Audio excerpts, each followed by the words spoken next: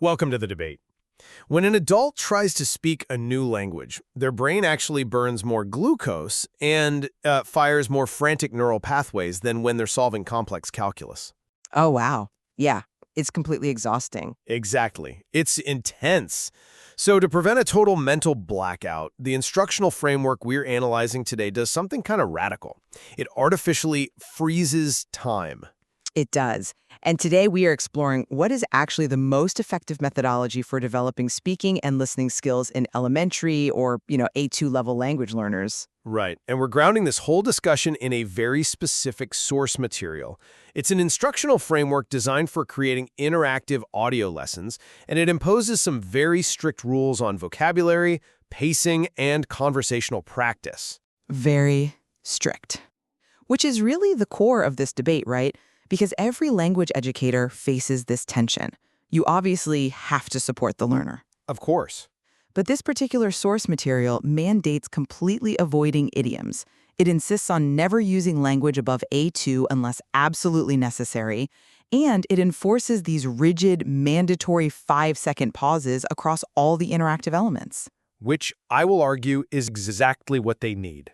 Well, I argue that over-sterilizing the language environment with all these rigid constraints creates a completely unnatural vacuum. It actually hinders the development of authentic, effective speaking skills.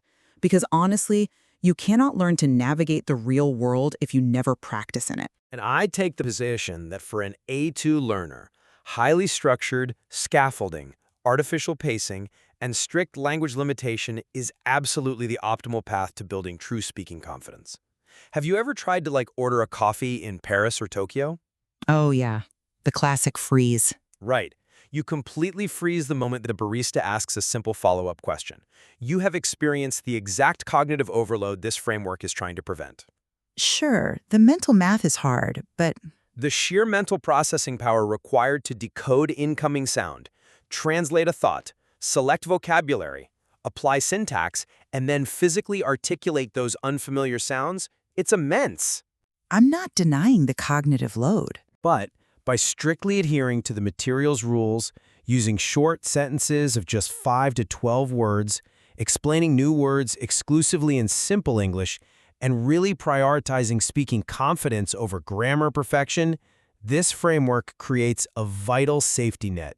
A safety net that might be a little too safe, in my opinion. But this controlled environment, where unpredictability is deliberately stripped away, is exactly what allows a beginner's brain to unfreeze and actually start producing language. The problem is, there's a glaring inherent contradiction in the material itself. How so? Well, on one hand, it instructs the teacher to completely sanitize the vocabulary and insert these guaranteed 5-second delays, right? Right. But on the other hand, it explicitly tells the instructor to, quote, speak naturally like a friendly teacher and to continue naturally in dialogue. Yeah, I see the tension there. It's more than tension. It is biologically and linguistically impossible to speak or continue naturally if all idiomatic expression is banned and the timing of your response is artificially dictated by a stopwatch. True speaking effectiveness requires dealing with authentic language. Well, let's break down exactly how this lesson regulates time, because initially I also questioned this rigid delay. It feels very jarring at first. It does. But when you look at the mechanics of learning, the genius of the framework's pacing really becomes clear. The mandate is to pause for exactly 5 seconds after vocabulary repetition, after comprehension questions, and critically, during the 5 to 8 turn conversation practice dialogue. That 5 to 8 turn practice is where I really have an issue with it. But think of the 5-second pause as a metronome for a beginner musician. When you're learning an instrument, you don't start at performance tempo, right? No, you start slow. Exactly. The metronome slows time down to a manageable pace. It removes the panic of real-time pacing and provides the essential processing space an A2 learner desperately needs to retrieve the vocabulary and just, formulate a reply. I come at it from a different way, specifically when we look at how that rule is applied in that conversation practice. Okay, tell me more. A 5-second pause works brilliantly for isolated vocabulary drills.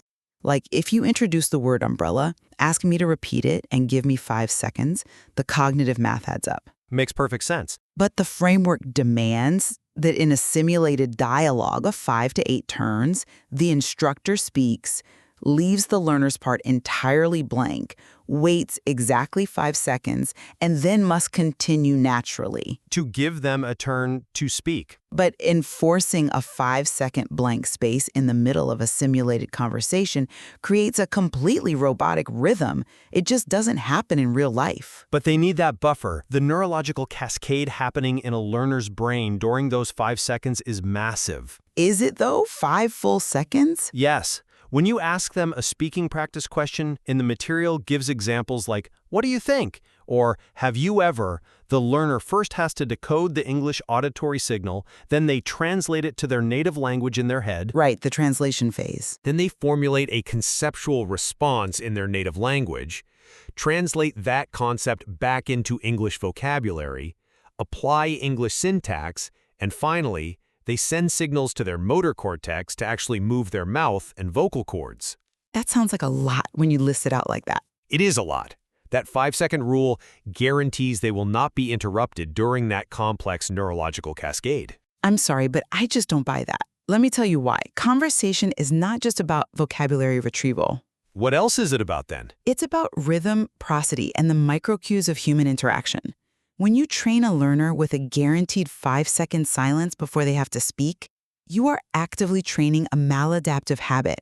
Just to clarify for our listeners, when you say prosody and microcues, you're talking about like the musicality of the language, right? Exactly. Like the rising and falling tones or the intake of breath that subtly tells the other person it's our turn to speak? Yes, precisely. Human beings don't pass the conversational baton in silence. We overlap. We use filler words. We use tone to signal we're thinking. That's true. We're doing it right now. Right. By contrast, a 5-second dead silence in a real-world conversation is an agonizing eternity. It signals severe confusion, awkwardness, or even offense. I mean, 5 seconds can feel long. If we train their brains to expect this massive silent runway before takeoff, they will crash the moment they speak to someone outside this highly orchestrated audio lesson. The goal of conversation practice shouldn't be to give them enough time to write a script in their head. It should be to prompt immediate, even if imperfect, reactions. But what they are thinking about during those 5 seconds, though, brings us exactly to the rules about content. The idiom ban. Yes.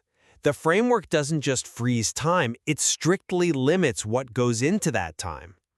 The rules are super clear.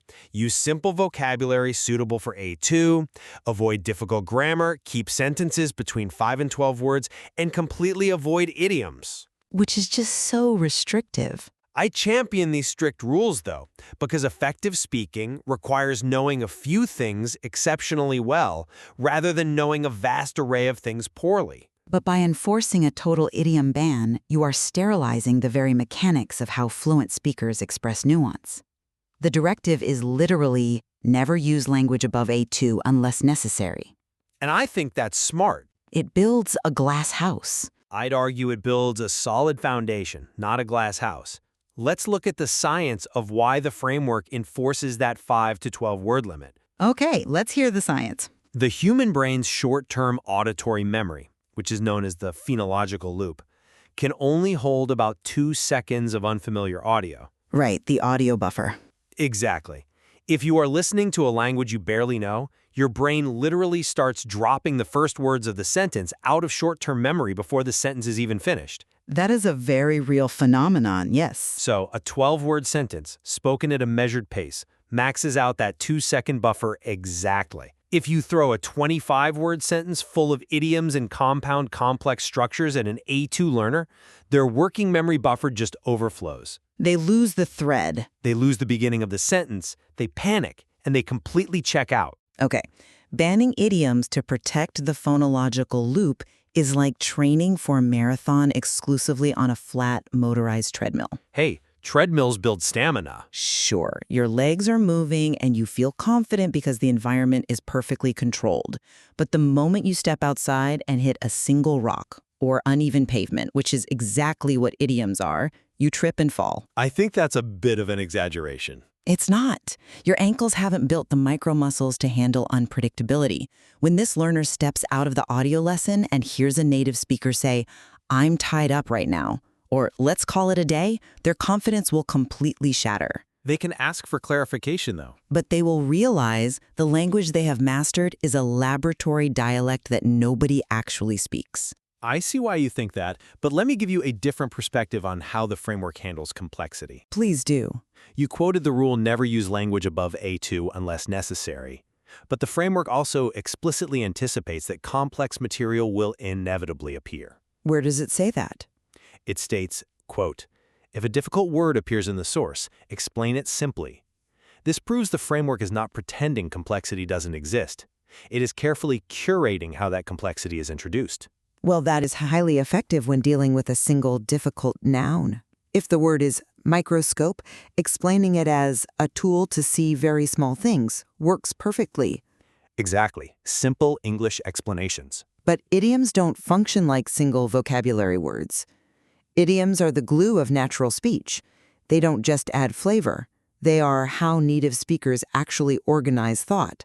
They can still learn organization without idioms at first. But when the framework says avoid difficult grammar and idioms, it is filtering out the real language. We all know that comprehensible input is vital, right? But the widely accepted theory of comprehensible input, Krashen's theory, relies on I+1. Right, meaning the input should be just one step beyond the learner's current level of competence. The I is their current level, and the +1 is the slight stretch that forces them to learn. Precisely. If we rigorously restrict everything to A2, where is the +1? Where is the stretch? You think it's too easy? We are giving them I+0, and this leads perfectly into the overarching philosophy of the framework, this whole idea of building confidence. Which is the most important part. But look at how it does it. The material leans heavily on repetition. The instructor chooses 5 important words for the pronunciation focus, repeats them twice, leads the learner through 5 shadowing sentences, and reviews 10 vocabulary words. A very solid structure. I just deeply question whether repeating isolated words into a silent void actually builds authentic speaking confidence. Well, how else do you build the physical capability to speak a new language if not through structured, isolated repetition? You build it through exposure to natural velocity. And ironically, the framework itself contains the absolute best evidence for this. Really? Where? The most authentic, effective part of this entire methodology isn't the 5-second delays. It's found in the listening practice section. Ah, the short story. Yes, the framework requires the instructor to tell a 40 to 80 word short story. Read it once slowly and then, crucially, read it again naturally. Right, the second reading. That second reading is pure gold. That exposure to natural speed, natural linking between words, and natural prosody, even within a controlled vocabulary, is the true bridge to effective speaking. I mean, listening is great, but it forces the brain to process language as a stream of meaning rather than isolated drops of data. That exposure is infinitely more valuable than 5-second delayed drills. I'm not convinced by that line of reasoning because it conflates 2 completely different cognitive mechanisms. Which ones? Receptive competence and productive competence. Just because you can understand a native speaker, which is receptive competence, doesn't mean your mouth has the physical ability to make those sounds. That's productive competence. Of course they are different, but they are linked. Yes, they need to hear the story naturally to develop their listening ear. But hearing natural speed does not magically grant the physical ability to produce natural speed. It sets the target, though. But without the highly structured repetition, where the instructor repeats a word twice and explicitly tells the learner where to place the stress, the learner would never develop the physical muscle memory required to speak clearly. Articulating new phonemes requires literal physical training of the tongue, lips, and vocal tract. I don't dispute the physiology of articulation. You obviously have to train the mouth. Thank you. But the framework's instruction to ask a question like, which one do you like, and then leave a 5-second blank space for the learner to speak into a void, it's just acoustic mimicry. It isn't communication. The stakes are entirely artificial. What do you mean by artificial stakes? I mean, the learner knows that the audio track is just going to wait 5 seconds and then continue, regardless of what they say. Well, it's an audio lesson. It has to continue. But the learner could say, I like eating shoes, or they could say absolutely nothing, and the audio will still cheerfully reply, great point, moving on naturally. Okay, that's fair. The conversational practice loses its communicative purpose because there is no feedback loop. The language doesn't actually accomplish anything. The stakes are intentionally lowered because high stakes paralyze A2 learners. The framework explicitly states, quote, focus on speaking confidence more than grammar perfection. I know. This is perhaps the most vital instruction in the entire document. We know that the desire for grammar perfection is the enemy of fluency. I agree with that. Adult learners are terrified of sounding foolish. Exactly. When they feel anxious, they experience what linguists call a high affective filter. It's basically the brain's emotional defense mechanism. The wall goes up. Right. When a student feels stressed about making a mistake, their amygdala spikes, and it literally blocks access to the prefrontal cortex where the language rules are stored. They hold their tongue because they haven't perfectly conjugated the irregular verb in their head. Yeah, the affective filter is real. So the material's insistence on a friendly tone, simple questions, and guaranteed unpressured time to answer is the catalyst for lowering that affective filter so actual vocalization can happen. That's a very compelling argument. And the affective filter is a very real neurological barrier. But have you considered that confidence built on an illusion is incredibly fragile? Is it an illusion, though? If their confidence is entirely dependent on an environment that only asks them 5 to 12-word sentences, never uses idioms, and waits patiently in silence for their response, they are developing confidence in navigating a highly predictable software program. I wouldn't call it a software program. They are not developing confidence in speaking English. To truly prioritize speaking confidence over grammar perfection, you have to put them in situations where the communication actually matters. Which is terrifying for a beginner. But they need situations where the language is slightly messy and where they realize that even if they make a grammatical mistake, the communicative goal is still achieved. But this audio framework is the bridge to that exact realization. You can't put them in the messy real world until they have the foundational tools to survive it. I just think the tools are the wrong ones. Look at the progression the framework mandates. In the warm-up phase, the instructor introduces the topic and asks 2 exceptionally easy questions. It sets a baseline of success. Sure. Warm them up. Then we move through vocabulary with simple English explanations, then listening practice with that slow, the natural pacing you like so much. The best part. And finally, into the conversation practice. It is a carefully engineered cognitive ramp. You are criticizing the ramp for not being the highway. I'm criticizing the ramp for having mandatory speed bumps every 5 seconds and a strict ban on real-world road signs. It's just controlled pacing. The framework asks for a short writing task of 50 words for homework and 5 shadowing sentences.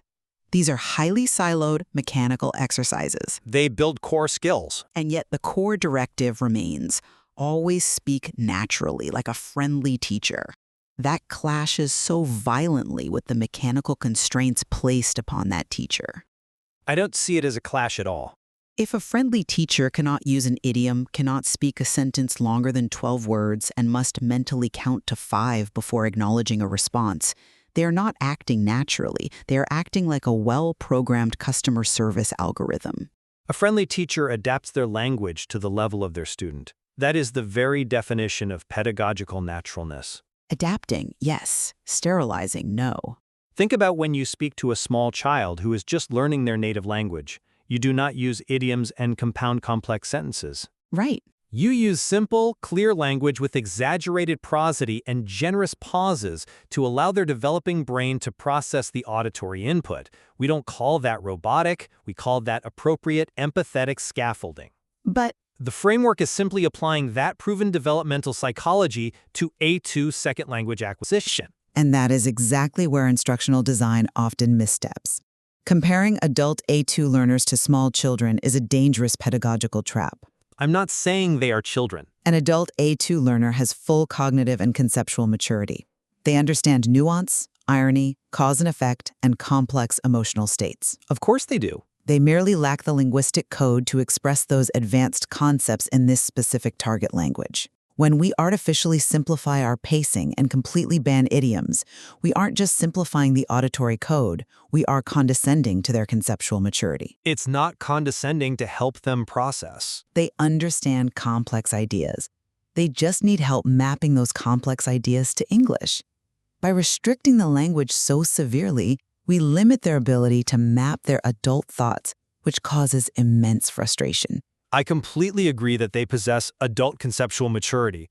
Nobody is suggesting we treat them like children conceptually. But functionally, that's what's happening. But neurologically speaking, their processing bandwidth in the newly acquired target language is absolutely comparable to a developmental stage. The translation bottleneck is a physiological reality, regardless of how mature their thoughts are. It's a bottleneck, yes. But you don't clear a bottleneck by stopping the flow of water entirely for 5 seconds. Let's pull these threads together. To summarize my position, I really believe that effective speaking for A-level learners must be built on a foundation of strict scaffolding. Your safety net. Exactly. This framework's mandate for 5 to 12 word sentences ensures that the learner's phonological loop is never overwhelmed. The strictly controlled vocabulary, completely devoid of confusing idioms, allows them to focus on core communication. And the pauses? And the guaranteed 5-second processing times provide the exact cognitive relief necessary to decode, translate, and physically articulate a response. By lowering the affective filter and preventing working memory overload, this methodology builds the foundational, psychological confidence required for a beginner to finally just open their mouth and speak. And my position remains that while structural support is undoubtedly needed at the A2 level, applying rigid artificial constraints across the board sterilizes the language to the point of detriment. The glass house again. It is. A total ban on idioms and the enforcement of unnatural 5-second conversational pauses train a robotic rhythm that fundamentally fails to prepare learners for authentic human interaction. It's the treadmill versus the uneven pavement. I still prefer the treadmill for beginners. I argue that it is the framework's brief glimpses into reality, like the instruction to read the story again naturally, that truly drive effective learning. We must expose learners to the actual messiness of real language to build resilient rather than fragile confidence. Well, I think both of our perspectives highlight the incredibly delicate balance required in instructional design. It really is a tightrope walk. We are constantly navigating the tension between protecting the learner's cognitive load so they don't just shut down, and providing the authentic, unpredictable language exposure they need to actually function in the real world. Absolutely. Finding that exact threshold, the precise moment where a learner's brain is ready to transition from a highly scaffolded 5-second delayed practice into the unpredictable, rapid-fire flow of natural conversation is a complex, deeply fascinating area. It really is. There is certainly much more to explore in how we design materials that bridge that gap without breaking the learner's spirit. Indeed. It brings us right back to our opening thought about scaffolding. At some point, every learner has to leave the perfectly temperature-controlled pool and feel the chaotic pull of the ocean's tide. Beautifully said. The question we leave you with today is, when exactly do you take away the kickboard? And how do you ensure that when you do, they don't just float, but actually swim?